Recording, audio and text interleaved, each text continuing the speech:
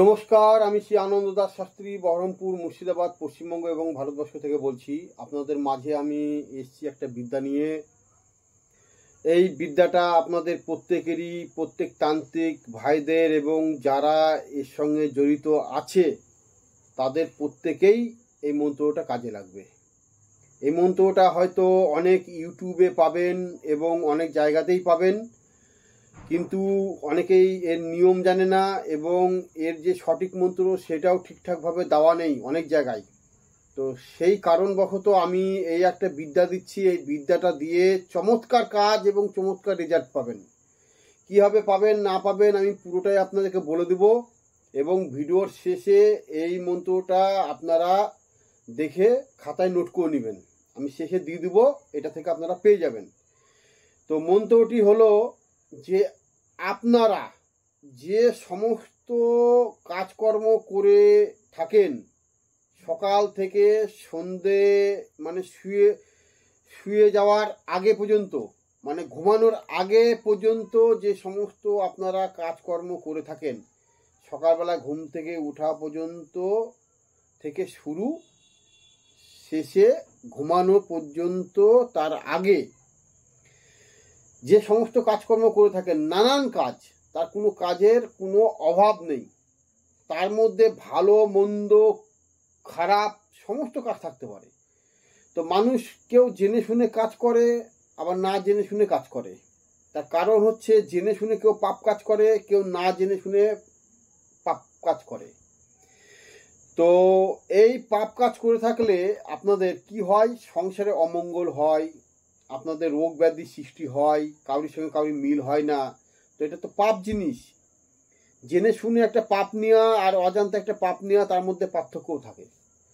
তো আমরা যে সমস্ত কাজই করি না কেন, জেনে বুঝে না বুঝে, তো পাপ কিছু না কিছু আমরা কুকর্ম সুকর্ম করে থাকি। তার মধ্যে ধরে নিতে হবে সুকর্ম দু একটা আমাদের হয়ে থাকে, এবং কুকর্মটা বেশিরভাগই আমাদের এখন এই কলিযুগে চলছে। মানে কলি তো না, এটা ঘোর কলি বলছে, মানে কলির থেকেও ঘোর কলি, মানে জেনে শুনে এটা ডাহা মিথ্যা কথা বলবে। তো সেই কারণে আপনাদেরকে আমি একটি মন্ত্র দিচ্ছি। এই মন্ত্রটার নিয়ম বলে দেব এবং আপনারা সে মতন কাজ করবেন। দেখবেন আপনাদের যে যতটা খারাপ কাজ করেছেন, যতটা কুকাজ করেছেন, যতটা খারাপের মধ্যে দিয়ে চলার চেষ্টা করেছেন, মিথ্যা কথা বলেছেন, সেই দিনের জন্য, মানে দিনের দিন এটাকে পুরো মুক্তি, মানে পাপ থেকে মুক্তি পাওয়ার জন্য এটা, এই বিদ্যাটাকে কাজে লাগানো।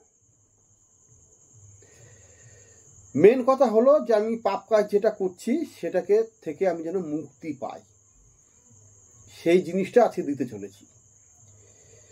তো আপনারা কি করবেন, যে মন্ত্রটা দিচ্ছি সেটা হচ্ছে ক্ষমা প্রার্থনা মন্ত্র। আপনারা সমস্ত কাজ করার পরে, যারা তান্ত্রিক আছেন, যারা এই লাইনে জড়িত আছেন, কিংবা এমনি সাধারণ লোক যারা আছেন, মিথ্যা কথা বলে বেড়ান, হ্যাঁ, অনেকে অনেক কিছু খারাপ উপদেশ দেন অজান্তে জানতে, ঠিক আছে, তো সমস্ত লোকই এই মন্ত্রটা উচ্চারণ করতে পারবে। পাপকে খণ্ডন করা, এক কথা বলা হয় পাপকে খণ্ডন করা। তো এই বিদ্যাটা দিয়ে আপনারা কি করবেন, রাত্রিরে যখন আপনারা ঘুমাতে যাবেন তখন আপনারা এটা ঈশান কোণে আপনারা বসবেন। একটা লাল আসন, 3টে ধূপকাঠি জ্বালিয়ে, যদি পারেন একটা প্রদীপ জ্বালিয়ে দিবেন ঘিয়ের, দিয়ে আপনারা এটাকে জোর হাত করে মন্ত্রটা উচ্চারণ করবেন। আমি মন্ত্রটা বলছি, আপনারা শুনে রাখুন কিংবা শুনে শুনে নোট করতে পারেন। আমি তো শেষে দিয়ে দেব, তাতেও আপনাদের হয়ে যাবে। তো মন্ত্রটা হচ্ছে হীনং কিয়া হীনং ভক্তি হীনং চলা ধন নং যশ পূজাতং মহাদেব তদান্তে পরিপূর্ণ। আমি আবার বলছি, আপনারা ভালো করে শুনে নিন। হীনং ক্রিয়াহীনং ভক্তিহীনং জলার্ধনং চথ পূজাতং মহাদেব তদান্তে পরিপূর্ণ। আমি আবারও বলছি, আপনারা ভালো করে শুনে নেন। হীনং ক্রিয়াহীনং ভক্তিহীনং জলার্ধনং যৎ পূজাতং মহাদেব তদান্তে পরিপূর্ণ। এটাকে আপনারা কম পক্ষে অন্তত পক্ষে আপনারা 11 বার বলার চেষ্টা করবেন।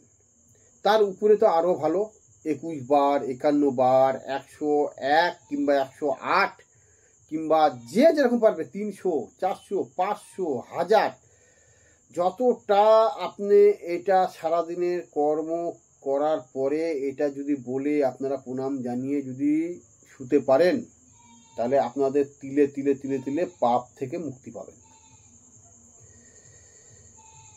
তো এটা দিলাম আপনাদেরকে, প্রত্যেকেরই কাজে লাগবে। আর এটাকে কাজে লাগান, অন্তত পক্ষে আপনাদের দেহ শুদ্ধিকরণ হয়ে থাকবে, মন শুদ্ধিকরণ হয়ে থাকবে, আপনাদের কর্মটাকে শুদ্ধিকরণ হয়ে থাকবে, আপনাদের যে কুকর্ম সুকর্ম সেটাও আপনাদের পুরো এটার থেকে ধুয়ে পরিপূর্ণ হয়ে যাবে। ঠিক আছে? তো যাই হোক, যদি আপনাদের সময় থাকে তাহলে এই মন্ত্রটা ব্যবহার করবেন, আর যদি সময় না থাকে তাহলে আর কাউকে কোনো কিছু বলার দরকার নেই। আপনাদের মন মর্জি, আপনারা করতে পারেন না করতে পারেন। আমি মনে করি যারা যে কর্ম করেন কিন্তু এটা যদি করতে পারেন, আপনার সংসারে সুখ শান্তি আয় বৃদ্ধি, হ্যাঁ, আপনাদের মুখের শুদ্ধিকরণ এবং যে পাপ কর্মগুণা করছেন সেই গুণার থেকে আপনি রিহাই, সম্পূর্ণটাই এখান থেকে আপনারা ভালো একটা সুফল পাবেন।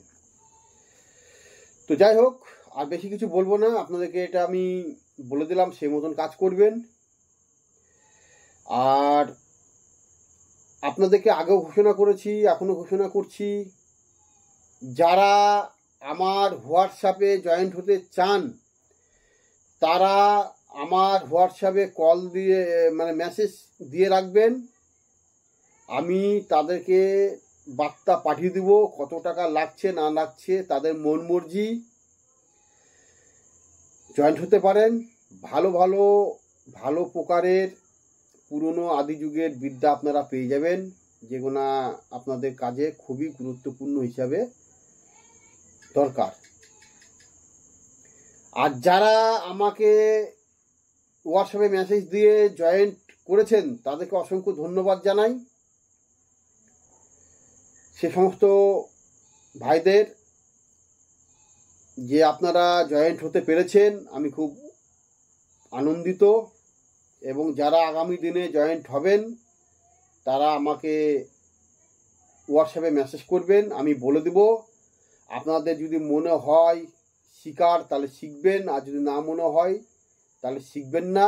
কেননা এইসব শিখতে গেলে একটা খরচ আছে, আমি আগেও বলেছি, সেই খরচে আপনাদেরকে শিখতে হবে। এছাড়া যারা কলকাতার আশেপাশে অঞ্চলে এবং শহরে যারা থাকেন তাহারা দক্ষিণেশ্বরের চেম্বারে আমাকে পেয়ে যাবেন কলকাতাতে। আমার যে ফোন নম্বর আছে সেই ফোন নম্বরে আপনারা যোগাযোগ করবেন।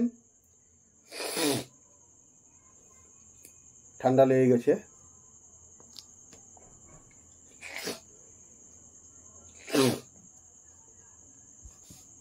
মানে এই রোদে এবং এসি ঘরে থেকে থেকে না অনেক সময় বাইরের তাপ এবং ভিতরের তাপ, এসি ঘরে থাকছি আমি অনেক ক্ষেত্রে, তো সেই ক্ষেত্রে একটু ঠান্ডা লেগে গেছে। ঠান্ডা লেগে গিয়ে এই পরিস্থিতিটা হয়েছে আমার। তো যাই হোক,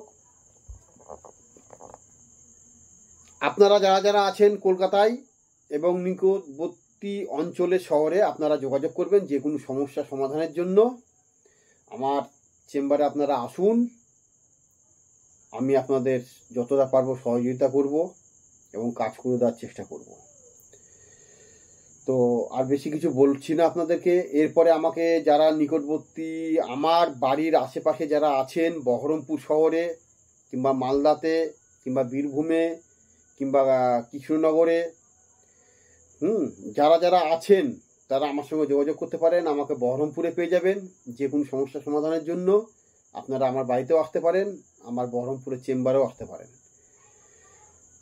এবং অযথা সময় নষ্ট করবেন না, ফোন দিয়ে জানার চেষ্টা করবেন না। যদি একান্তই প্রয়োজন হয় আমাকে কল দিবেন, জানবেন, আমি কলে কথাবার্তা বলে আপনাদেরকে বুঝিয়ে দেবো।